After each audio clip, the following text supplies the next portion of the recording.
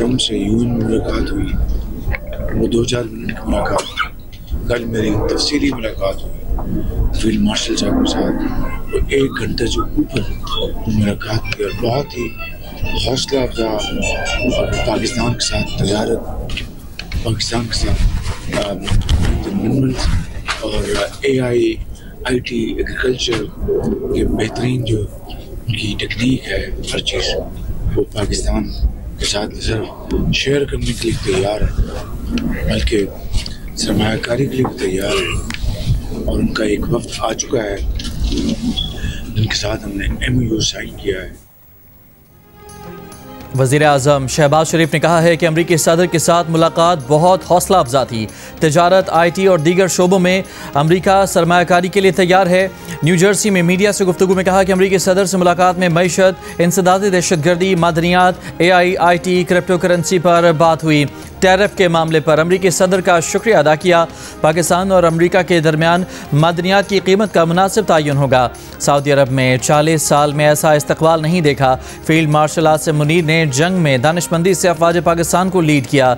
मैंने कहा हमने जंग जीत ली, इनके 7 तैयारे गिरा दिए, हर जगह हमले किए, उनका दिमाग चकरा गया, अब इससे आगे नहीं जाना, जंग बंदी कबूल कर ली। ये भी कहा कि मुल्की मईशत सूरत हाल माइक्रो लेवल पर मुस्तहकम हो चुकी है। समंदर पार पाकिस्तानी अजीम सफ़ीर हैं। समंदर पार पाकिस्तानियों ने साल 2024-25 में $38.5 अरब मुल्क भिजवाए। वज़ीर आज़म दौरा अमरीका और अक़वाम मुत्तहिदा मुकम्मल करके लंदन रवाना हो गए।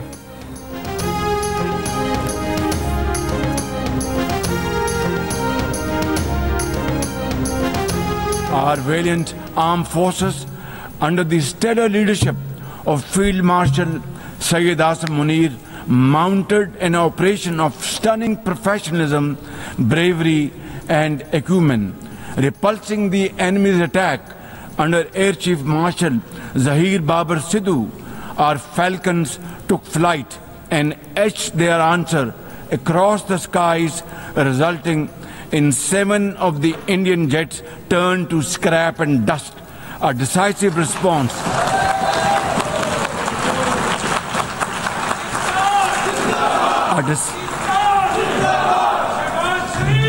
A decisive response to the aggressor that will echo through the annals of history.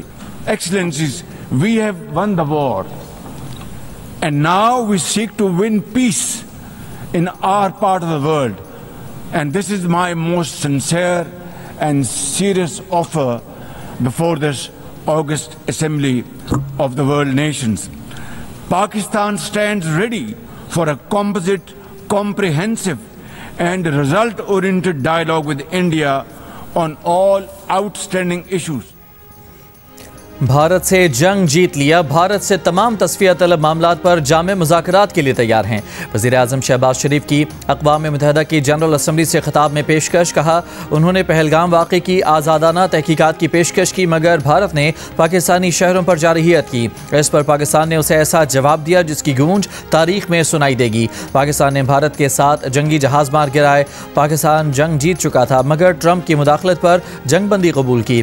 Trump मुदाखलत न करते तो मुकम्मल जंग होती, जिसके नताइज तबाहकुन होते। सिंतास मुआहदे की खिलाफ वर्जी को जंगी इक़दाम समझेंगे। कश्मीर पर भारत का ग़ासिबाना कब्जा एक रोज़ ख़त्म होगा। वज़ीर आज़म शहबाज शरीफ ने माहौलियाती तब्दीली और दहशतगर्दी से पाकिस्तान के नुकसानात का भी जिक्र किया।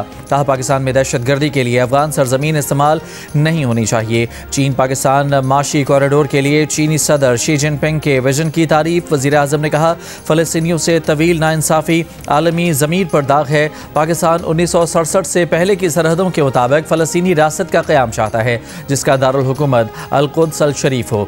ट्रंप से इस्लामी मुल्कों के नुमाइंदों की मुलाकात से गज़ा में जंगबंदी की नई शम्मा रोशन हुई है। कतर पर हमले की मज़म्मत करते हुए कहा कि इसराइल का रवैया एक गुंडा रियासत का है।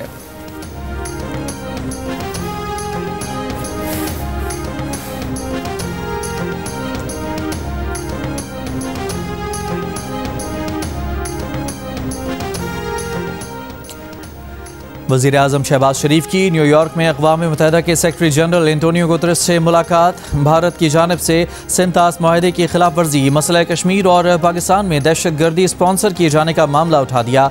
गजा में फौरी जंगबंदी पर जोर। वज़ीर आज़म शहबाज शरीफ ने सेक्रेटरी जनरल से कहा कि माहौलियाती चैलेंजेस का सामना करने वाले पाकिस्तान जैसे ममालिक के लिए इजाफी फाइनेंसिंग की जाए।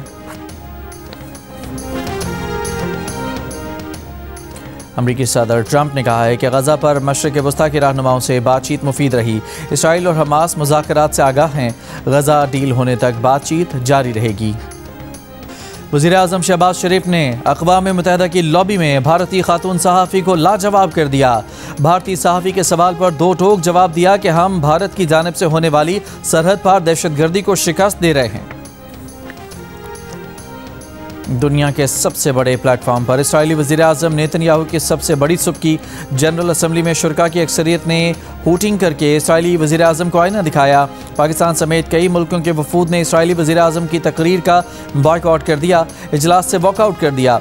जनरल असम्बली के मुंतज़िम ऑर्डर पुकारते रह गए। हॉल तकरीबन खाली हो गया। खाली कुर्सियों से खिताब में नेतन्याहू ने कहा कि अगर हमास हथियार डालकर बकिया यरगमालियों को रिहा कर दे तो जंग रुक सकती है। जंग बंदी के बाद गजा पट्टी में सिक्योरिटी का इंतजाम इसराइल के पास होगा। नेतन्याहू के खिताब के दौरान अक़वाम मुत्तहिदा की इमारत के बाहर इसराइल मुखालिफ एहतजाज, फ़लस्तीन के हक़ में नारे।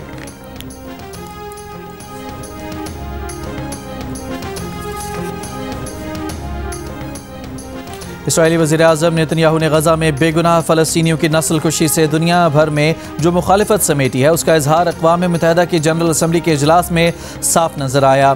हज़ारों मकतूल फ़लस्तीनियों के मुल्ज़िम नेतन्याहू जनरल असम्बली से खिताब के लिए डाइस पर आए तो इजलास में शरीक मुस्लिम ममालिक समेत दुनिया के बेशतर सरबराहान ममलिकत तकरीर का बॉयकॉट करके असम्बली हॉल से बाहर चले गए। नेतन्याहू तकरीबन खाली हॉल में मौजूद चंद लोगों के सामने काफ़ी देर बोलते रहे।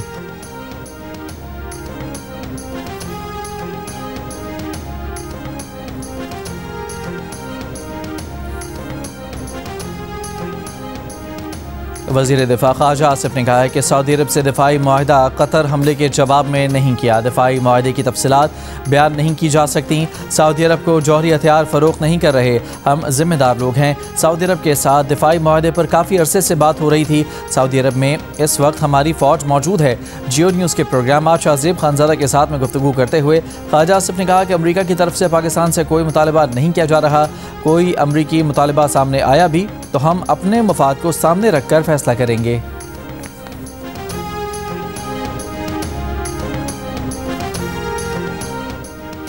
UN जनरल असम्बली में खिताब के बाद वज़ीर आज़म शहबाज शरीफ की चीनी हममनसब से गैर रस्मी मुलाकात। चीनी वज़ीर आज़म ने शहबाज शरीफ की तकरीर को सराहा। सिंध हुकूमत का सूबे में तरक्याती मनसूबों पर वफाकी इख्तियार ख़त्म करने का फ़ैसला। सिंध हुकूमत का वफाकी company Pakistan infrastructure development company को ख़त। सिंध में तरक्याती स्कीमों पर काम रोकने की हिदायत। कहा PIDCL सिर्फ साबिका पाक WPD मनसूबों को मुकम्मल करे। शहरी पैकेज मनसूबों पर PIDCL की मुदाखलत गैर कानूनी है। कराची और हैदराबाद शहरी तरक्याती पैकेजेस PIDCL दायरे इख्तियार से बाहर है। वफाक और सिंध हुकूमत के दरमियान तयशुदा दायरा कार की खिलाफ वर्जी से PIDCL इज्तनाब करे। सिंध के वज़ीर ज़राअत सरदार मोहम्मद बख्श मेहर ने कहा है कि सूबे में गंदम काश्तकारों को फौरी रिलीफ फराहम करने के लिए नई सपोर्ट पॉलिसी का आगाज़ किया जा चुका है। IMF की शराइत के बायस गुज़श्ता बरस गंदम, चावल और गन्ने के काश्तकारों को इमदादी कीमत नहीं दी जा सकी थी।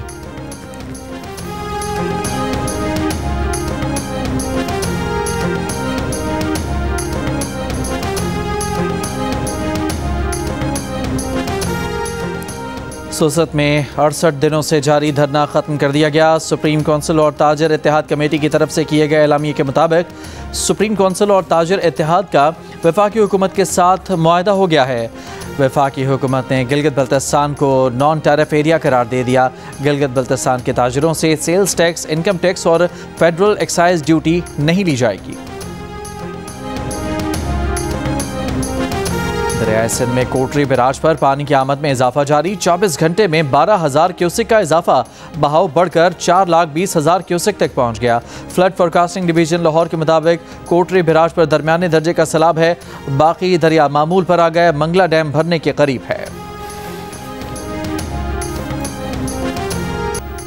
खेलों में सियासत लाने का इल्जाम साबित हो गया। भारतीय कप्तान सूर्या कुमार यादव को आईसीसी ने कसूरवार करार दे दिया। सूर्या कुमार पर मैच फीस का 30% जुर्माना आयद किए जाने का इम्कान। पाकिस्तान क्रिकेट बोर्ड की शिकायत पर सूर्या कुमार यादव के खिलाफ आईसीसी ने कार्रवाई की। पीसीबी ने आईसीसी को लिखे खत में शिकायत की थी कि सूर्या कुमार 14 सितंबर को मैच के इख्तिताम पर खेल में सियासत लाए, जानबूझकर पहलगाम वाक़या और ऑपरेशन सिंदूर का जिक्र किया। सूर्या कुमार का बयान बराह रास्त पाकिस्तान के खिलाफ था। उन्होंने खेल की शोहरत को नुकसान पहुंचाया। भारत ने आईसीसी के फैसले के खिलाफ अपील दायर कर दी। International cricket council Surya Kumar Yadav और उनके खिलाफ सजा का बाज़ाब्ता ऐलान जल्द करेगी।